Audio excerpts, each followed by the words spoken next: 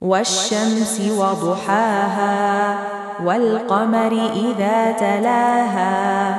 والنهار إذا جلاها والليل إذا يغشاها والسماء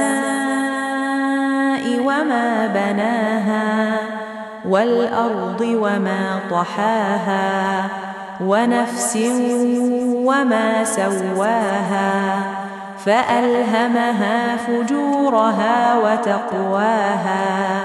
قد أفلح من زكاها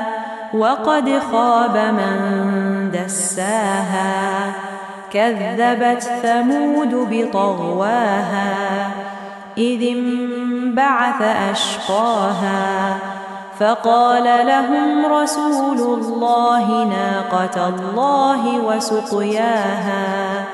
فكذبوه فعقروها فدمدم عليهم ربهم بذنبهم فسواها ولا يخاف عقباها